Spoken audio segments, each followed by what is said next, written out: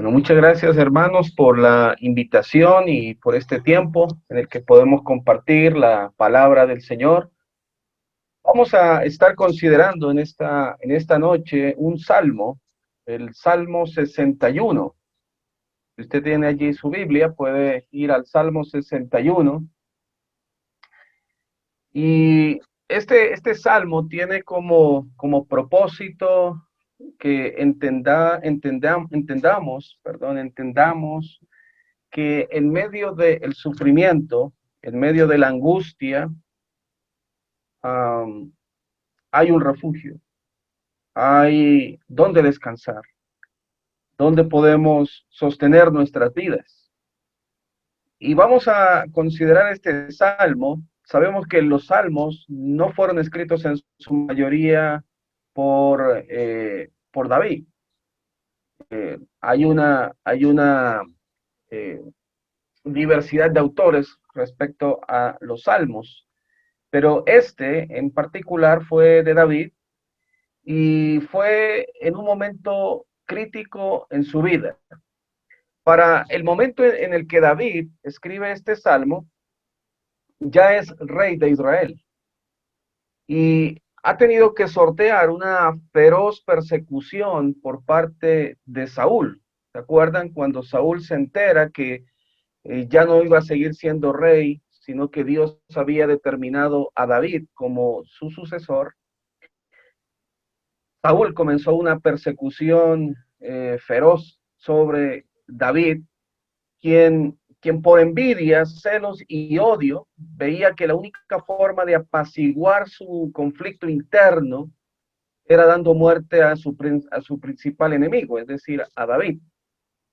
Entonces David tuvo que huir y esconderse por mucho tiempo en desiertos, en cuevas e incluso dentro de los mismos enemigos, de sus propios enemigos. Al principio, David tuvo que enfrentar toda esta situación solo, pero después unos pocos hombres se añaden para protegerle, para acompañarle, y especialmente los que se juntan a él son personas con problemas también, endeudados, afligidos, amargados. Eso lo dice allá en Primera de Samuel, ¿verdad? Capítulo 22, que fue la gente que acompañó a David. Y con esto entonces formó un ejército, si podríamos llamarlo así, de 600 hombres, entre tanto que Saúl tenía un ejército de aproximadamente 3,000 soldados, aguerridos, ambiciosos, muy bien preparados, armados y dispuestos a todo para defender la causa del rey. Entonces, David tiene que enfrentar muchas veces esta persecución solo y en otras acompañados de estos hombres con problemas. Por mucho tiempo fue perseguido, corriendo peligros, pero siempre, y esto es importante subrayar, siempre con el Señor. En cambio, Saúl, aunque estaba bien acompañado, bien respaldado, sin embargo, estaba atormentado, enfermo de odio y lo que es peor, apartado del Señor. Entonces, dos formas o dos condiciones en las que enfrentaron sus vidas. Uno, buscando cada vez el rostro de Dios y el otro, lejos de él. Cuando David comienza a reinar, dice la escritura que tenía 30 años y reinó 40 años, hasta que David no tuvo el mando de todas las tribus de Israel, que esto fue por un periodo de 7 años. Por 7 años David fue rey solamente sobre Judá, porque las otras tribus estaban en rebelión debido a la persecución. Y mientras tuvo que enfrentar David estos primeros 7 años, fueron años de muchos problemas, de serios problemas. Cuando comienza a reinar ya sobre Israel, entonces las cosas van a cambiar.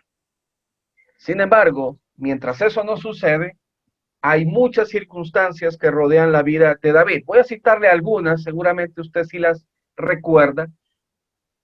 Durante el reinado de David, aparte de la persecución de Saúl, una vez que Saúl muere, continúa siendo perseguido por la familia de Salomón, especialmente por Isboset. Después, ya David comienza a reinar y aún siendo rey, tuvo que soportar un sinnúmero de problemas, ¿verdad? Ya posicionado como rey sobre Israel. Por ejemplo, el pecado del adulterio con Betsabé, el asesinato de Urías, la muerte de su hijo, el que tuvo con Betsabé. A David ya le violan una de sus hijas, Tamar, y quien lo hace es Amnón, otro de sus hijos. Amnón es asesinado por Absalón, otro de sus hijos, y Absalón obviamente se constituyó en un rebelde porque quiso usurpar el reino de David y aparte de eso se asoció con el mejor consejero que tenía David, que era Ahitofel. Podríamos seguir enumerando un sinnúmero de circunstancias que tuvo que enfrentar David como rey, problemas, sufrimientos. Después de toda esa situación, uno de los momentos más críticos que vive David es la rebelión de su hijo Absalón. Sabemos que todas las cosas que le sucedieron a David fueron consecuencia de haber desobedecido la voz de Dios, incurriendo así en pecado. Como hombres y principalmente como padres, pienso que no habríamos podido soportar estos terribles problemas al interior de la familia. Sin embargo, vamos a ver cómo David pudo enfrentar y soportar todos estos asuntos y muchos más, siempre confiando en el Señor. Por eso el tema de esta noche tiene por título Nuestro refugio en medio del sufrimiento. Vamos a dar lectura entonces al, al texto. Salmo 61 dice, oye, oh Dios, mi clamor, a mi oración atiende. Desde el cabo de la tierra clamaré a ti cuando mi corazón desmayare. Llévame a la roca que es más alta que yo, porque tú has sido mi refugio y torre fuerte delante del enemigo. Yo habitaré, yo habitaré en tu tabernáculo para siempre. Estaré seguro bajo la cubierta de tus alas, Selah. Porque tú, oh Dios, has oído mis votos. Me has dado la heredad de los que temen tu nombre. Días sobre días añadirás al rey. Tus años serán como generación y generación. Estará para siempre delante de Dios. Prepara misericordia y verdad para que lo conserve. Así cantaré tu nombre para siempre, pagando mis votos cada día. No importa cuán grande sea el sufrimiento, confiemos en el Señor y esperemos en su salvación. Hemos vivido muchos meses ya con una situación incierta. Esto de la pandemia nos ha traído muchas incertidumbres en nuestras vidas. Aunque se está volviendo a una normalidad aparente, todavía existe el miedo, la zozobra. Y no solamente esto, sino que estamos enfrentando situación de la pérdida de personas en este mundo, el sufrimiento de hermanos nuestros en la fe y de cómo muchas personas están arrastrando consecuencias de esta pandemia. Pero quiero enfocarme específicamente en nosotros como iglesia, porque el hecho mismo de estar en este mundo nos trae como consecuencia también sufrir los, los rigores, ¿verdad? De todo este desbarajuste que hay en la sociedad a causa de la pandemia. Sin embargo, ante los grandes sufrimientos en la vida, y aunque muchos toman la decisión más absurda, que es quitarse la vida o simplemente cortar con su existencia en este mundo, otros en cambio toman caminos equivocados para resolver su problema. Nosotros, como hijos de Dios, entendemos que hay un refugio, que hay una torre donde podemos estar seguros. Y no importa lo que, lo que venga, en Dios vamos a tener siempre la victoria, vamos a tener la paz, la tranquilidad y vamos a entender mucho mejor estas cosas que están pasando. Por eso la importancia de estudiar la palabra, porque es en ella donde vamos a encontrar el plan perfecto de Dios y cómo enfrentar los sufrimientos, cualquiera que sea, en nuestras vidas. Este salmo, el Salmo 61, es muy interesante porque David lo relata en tiempo cuando Absalón, su hijo, está trabajando con el pueblo para acercarlo a él y alejarlo de David. Recuerde que Absalón se levantaba muy de mañana, se ponía al lado del camino junto a la puerta de la ciudad para que la gente que iba entrando e iba a presentar sus casos ante el rey para recibir un juicio, para recibir una sentencia por parte del rey David, Absalón se ponía en la puerta y era él quien los abordaba, hablaba con ellos y les daba los consejos. ¿Cuál fue el resultado de todo esto? Que puso el corazón del pueblo hacia él y comenzó a tener el pueblo problemas con David. El pueblo ya no le estaba creyendo al rey, sino al hijo, pero todo esto era un trabajo silencioso y por 4 años de Absalón, porque Absalón quería ser rey. Él quería deponer a su padre del reino para él gobernar sobre Israel, pero lo hizo de manera sigilosa, de manera secreta. Al cabo de 4 años, Absalón le dice a David de manera hipócrita, tengo que ir a Hebrón, 300 kilómetros al norte de Jerusalén, porque hice votos delante de Dios y quiero cumplirlos.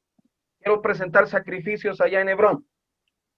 Y David ingenuamente le dice, ve. Y resulta que cuando Absalón llega a Hebrón, comienza a preparar al pueblo a través de enviados, a través de mensajeros, para que el pueblo todo se concentre en favor suyo y comience a ver con malos ojos a su padre, a David, el verdadero rey, el auténtico rey. Esto llegó a oídos de David. Ah, pero aquí quiero agregar algo. Ahitofel, el mejor consejero de David, también se unió a la causa de Absalón. Todo esto llega a oídos de David y David toma una determinación, toma una decisión. Y allá en segunda de Samuel, el relato se encuentra en segunda de Samuel capítulo 15. Allá en ese pasaje nos muestra que David, cuando sabe que su hijo ya viene hacia Jerusalén y ya viene con las intenciones de ponerlo del trono, ¿sabe cuál es la reacción de David? David le dice a su familia y a sus siervos más cercanos, huyamos, huyamos, porque yo sé que viene a destruirnos. Huyamos. Es interesante observar que David, siendo soberano sobre Israel, siendo el ungido de Dios, habitando la ciudad de Jerusalén, una ciudad amurallada, una ciudad custodiada por hombres leales a su causa, y además con la experiencia militar probada, recuerde que él venció y derrotó a muchos ejércitos poderosos, él fue quien mató al filisteo gigante Goliat, tome la decisión de no enfrentar esta situación y en su defecto huye. Es interesante cómo este hombre, y aún siendo el padre de Absalón, toma esa determinación. Yo creo particularmente que David tomó esa decisión porque el enfrentamiento con Absalón no iba a ser algo militar, no iba a ser un asunto militar, sino del alma, producido por un sufrimiento enorme, porque esperar a Absalón significaba enfrentarse a él y probablemente uno de los dos iban a morir. Y él no quería pelear con su hijo. ¿Qué padre quiere pelear con su hijo? Ninguno.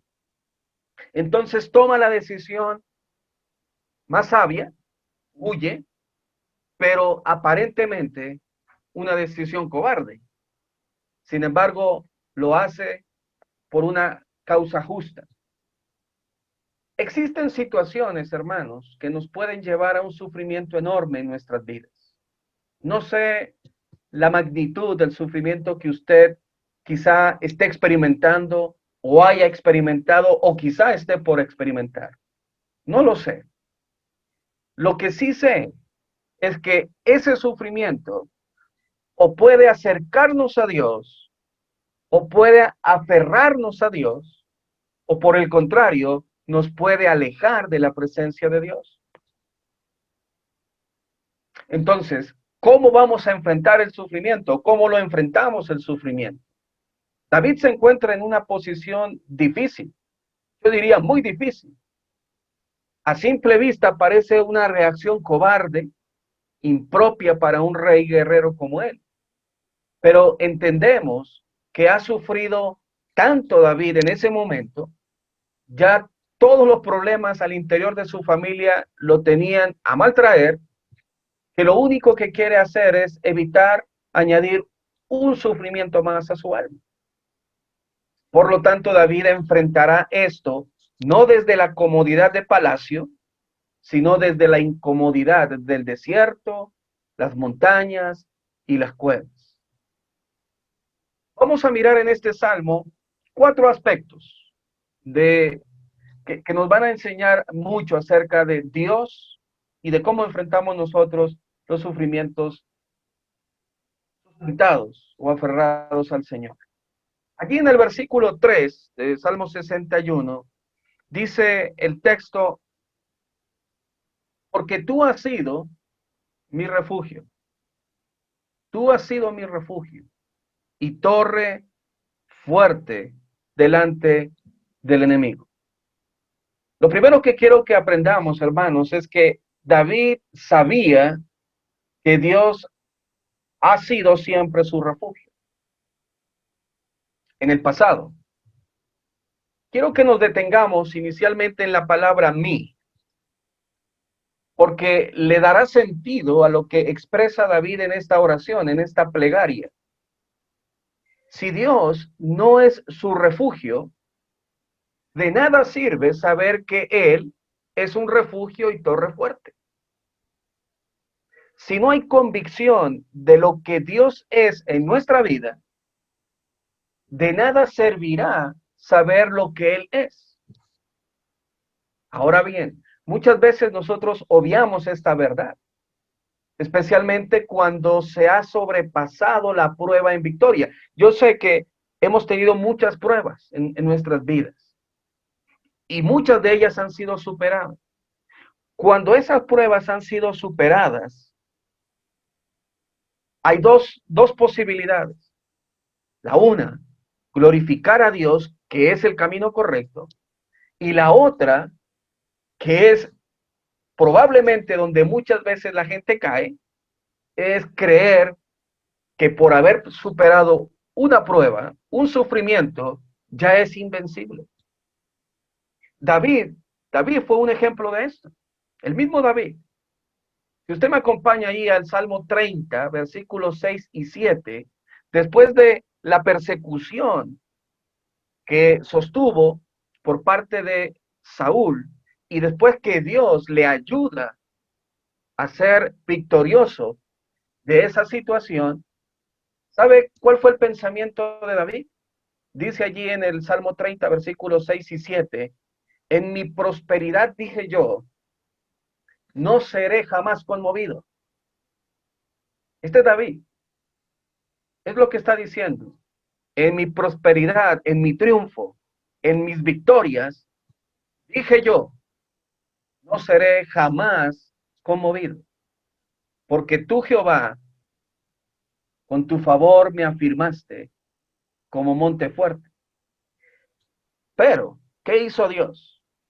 Escondiste tu rostro, fui turbado.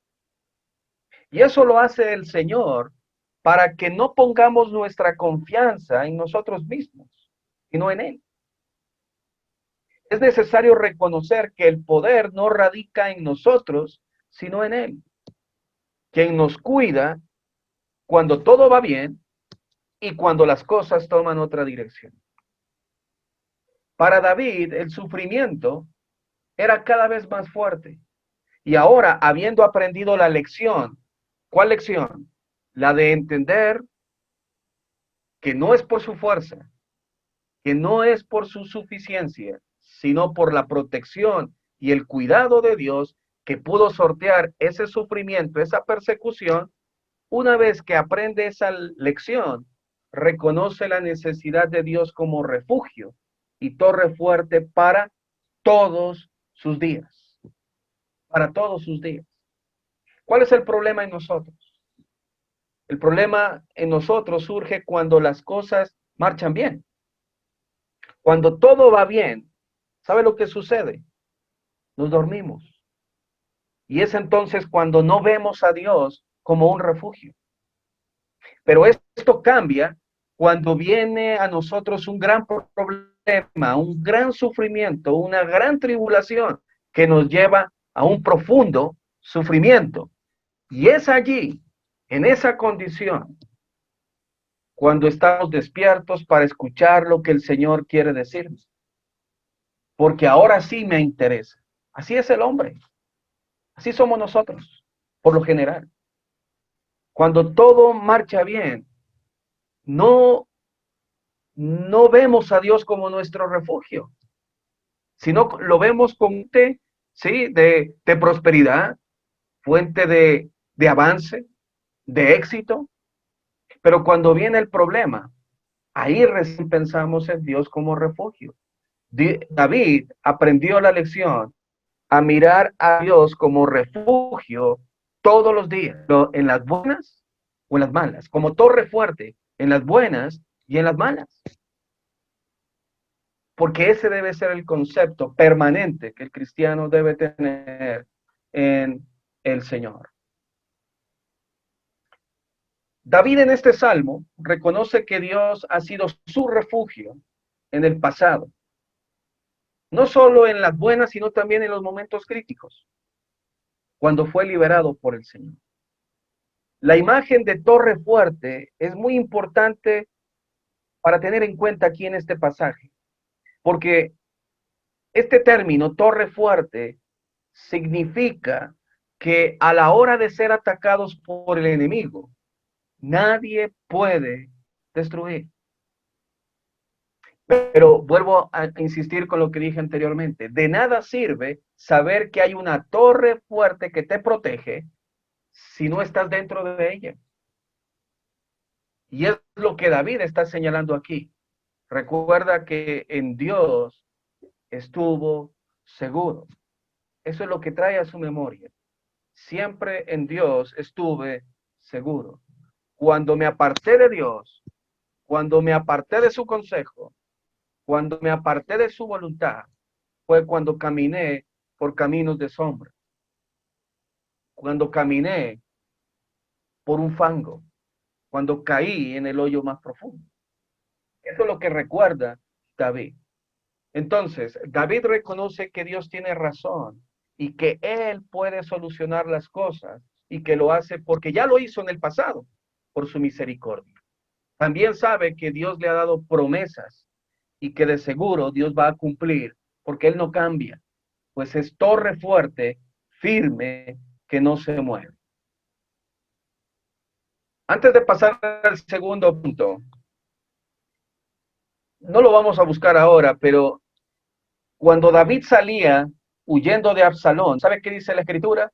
Allá en 2 de Samuel 15:30, dice que David subió la cuesta de los Olivos saliendo de Jerusalén y dice que la subió llorando, llevando la cabeza cubierta y los pies descalzos.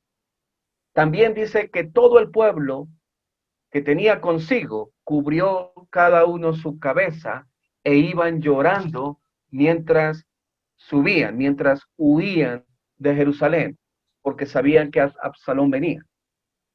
Y esto me indica algo, hermanos, que para David el abandonar Jerusalén, en un sentido, en un sentido, era abandonar la presencia de Dios. En un sentido, ¿por qué lo digo?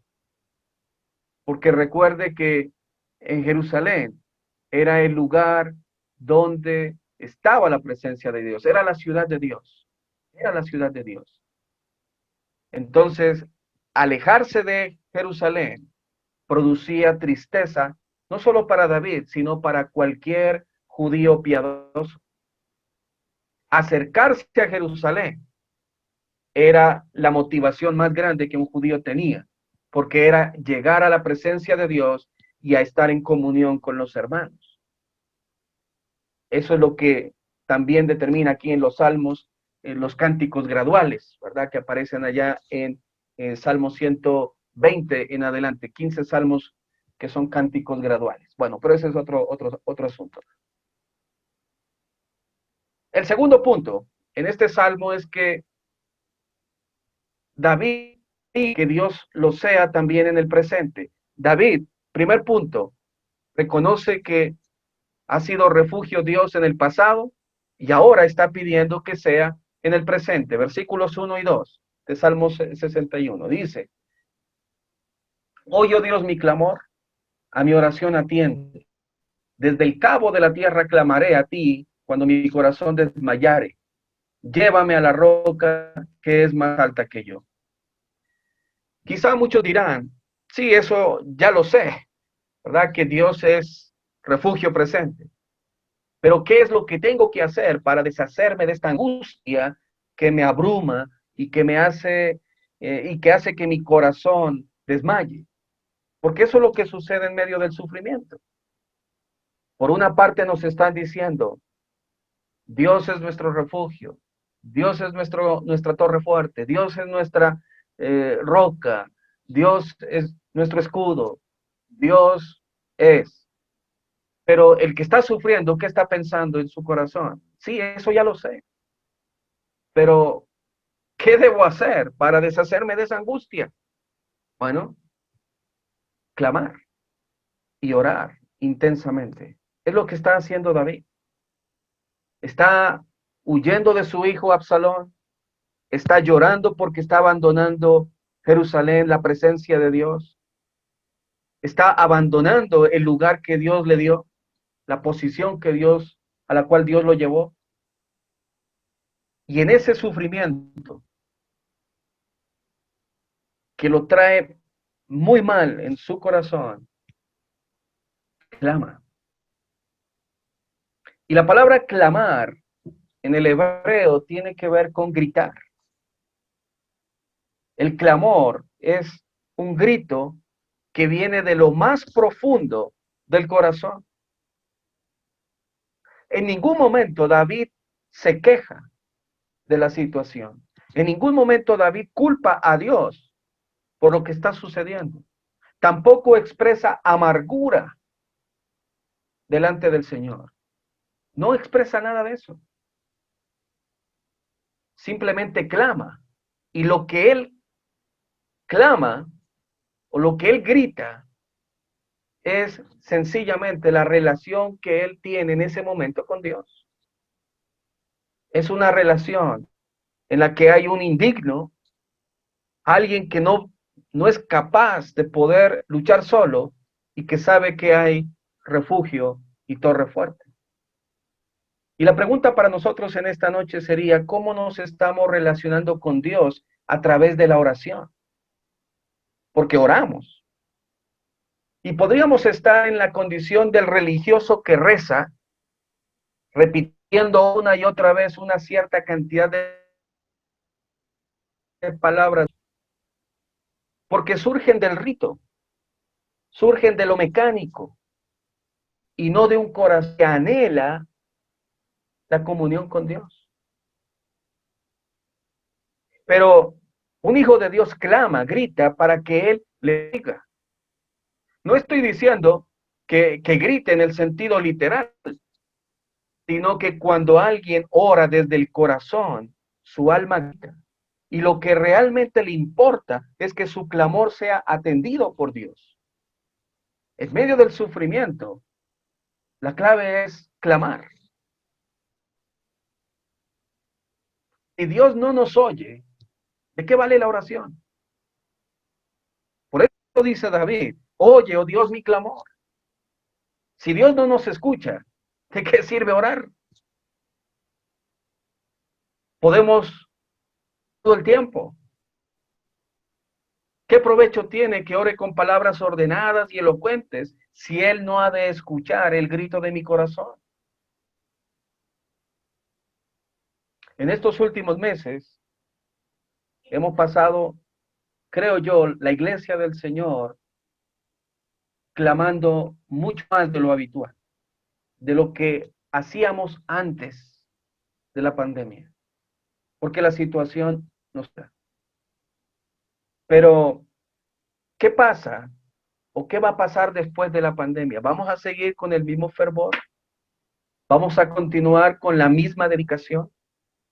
¿O porque ya pasó la prueba, entonces nos relajamos? Dios es nuestro refugio en el pasado y Dios debe ser nuestro refugio en el presente. Para David, estar lejos de Jerusalén era devastador, era devastador. Por eso dice, versículo 2, desde el cabo de la tierra clamaré a ti cuando mi corazón desmayare. Desde el cabo de la tierra, desde lo más recóndito de la tierra, voy a clamar,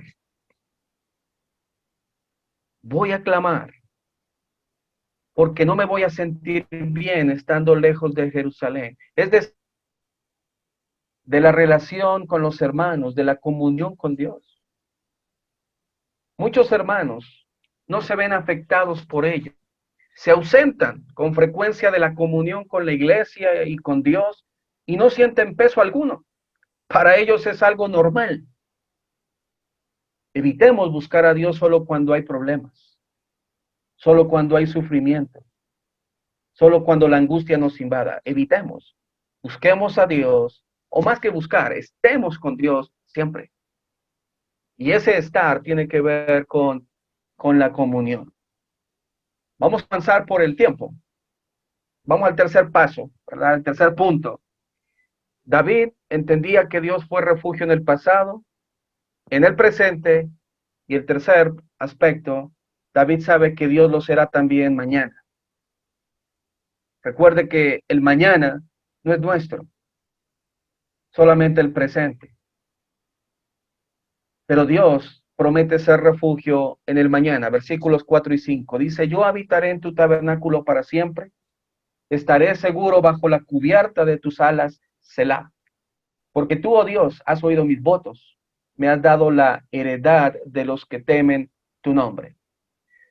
Seguramente usted se está preguntando qué significa Selah, ¿verdad? Y Selah es un tiempo para reflexionar.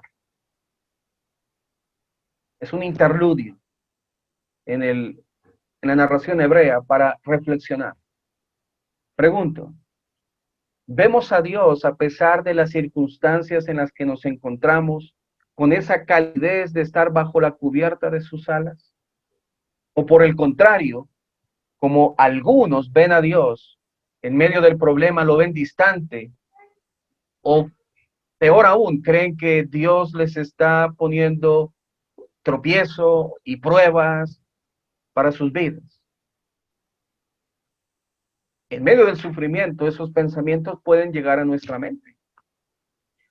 O nos sentimos confiados bajo sus alas,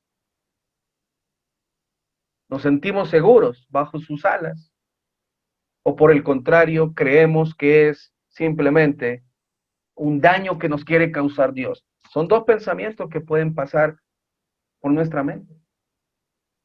Cuando nuestra relación con Dios es cálida, es cercana, el problema, la angustia, la vamos a recibir no como una maldición, no como un castigo, sino como una oportunidad para nuestro crecimiento espiritual. Es interesante en estos versículos 4 y 5, tres verbos que están en este orden: ser, oír y dar. Antes que Dios le haya oído y dado algo a David, Dios ha sido algo para David. Porque tú has sido, Dios ha sido algo para David. ¿Qué ha sido? Su refugio y su torre fuerte. No podemos ser oídos y mucho menos esperar recibir algo del Señor si primero Él no es lo que es para nosotros, nuestro Dios. Esta es la forma como Dios quiere que nos relacionemos con Él. Estemos convencidos primeramente quién es Él. Cuando decimos que Dios es poderoso, pregunto, ¿lo creemos? Cuando decimos que Dios es amor, ¿lo creemos? ¿Estamos convencidos de ello? Cuando decimos que Dios es justo, que es omnipotente, que es misericordioso, que es refugio, roca, en fin, ¿lo creemos? ¿O simplemente lo decimos porque lo dice la Escritura? Si realmente queremos tener esa relación con el Señor, y más aún en medio del sufrimiento, tenemos que estar convencidos quién es Dios. ¿Para qué? Para que después me escuche, me oiga, y como me oye, entonces me da. Eso es lo que sucede. Me has dado, dice al final del versículo 5, me has dado la heredad de los que temen. Y aquí hay algo muy interesante. ¿Cuál es nuestra mayor necesidad? ¿Cuál es? Quizá alguno podrá estar pensando en una casa, en un carro, en un mejor trabajo, en salud, en una esposa, en un esposo, en hijos, en un futuro prometedor para nuestras vidas. ¿Qué es lo que realmente necesitamos que sea oído de verdad en nuestras vidas? La mayor necesidad, ¿sabe cuál es? Es recibir una heredad, es recibir una herencia. ¿Y sabe por qué? Porque una vez que partamos de este mundo, necesitamos recibir lo que Dios ha prometido, que es la vida eterna. El peor error que podemos pedir a Dios es que nos dé lo que merecemos. Pues siendo así, y Dios, que es justo, nos va a dar la paga de lo que merecemos. ¿Y qué es lo que merecemos? La muerte. Porque la paga del pecado es muerte. Entonces nuestro pedido a Dios es recibir lo que no merecemos. Es lo que debemos de pedirle a Dios.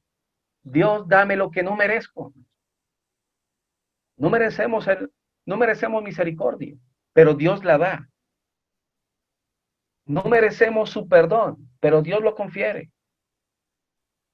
Hay tantas cosas que no merecemos de parte de Dios, pero Él las da cuando ve un corazón quebrantado y humillado, porque a ese corazón, a ese espíritu, Dios no lo rechaza. Para el mañana, nuestro pedido debe ser, por misericordia, no nos quites la herencia. No permitas que la herencia que tú nos has dado se pierda, porque es lo que nos mantiene firmes en el camino. Y finalmente, Dios, hago la recapitulación para David, Dios es refugio, fue refugio en el pasado, en el presente, en el mañana, y Dios le será refugio por la eternidad. Versículos 6 al 8, días sobre días añadirás al rey. Sus años serán como generación y generación. Estará para siempre delante de Dios. Prepara misericordia y verdad para que lo conserve. Así cantaré nombre para siempre, pagando mis votos cada día. La herencia es estar siempre delante de Dios. Esa es la herencia. Pero ¿cómo le vamos a agradecer esto? ¿Cómo David dice que le va a pagar esto? Pagando sus votos cada día. Es decir, obedeciendo. La obediencia nos llevará a vivir eternamente bajo sus alas para alabarle, glorificarle por toda una eternidad. David no le está pidiendo que le multiplique sus años en esta tierra, como a veces lo pedimos nosotros. Dame más años en esta tierra. David no le está pidiendo eso. Lo único que David le está pidiendo es que ese tiempo, el tiempo que Dios le haya señalado para él, lo viva en su presencia. El tiempo que Dios ha determinado para cada uno de nosotros, lo vivamos en su presencia. Dios es nuestro refugio, siempre. En el pasado, en el presente, en el mañana y por la eternidad. Ahora podemos entender que Dios, en medio del sufrimiento que una persona puede vivir, Él se manifestará como lo ha hecho en el pasado, en el ahora, en el mañana y por la eternidad. Ahora yo entiendo por qué Dios no cambia, porque Dios es fiel, Dios es inmutable y Él es refugio siempre. En medio del sufrimiento, lo único que usted y yo tenemos es habitar bajo las alas de Dios y no salirnos de su torre, no salirnos de esa torre que es Cristo Jesús.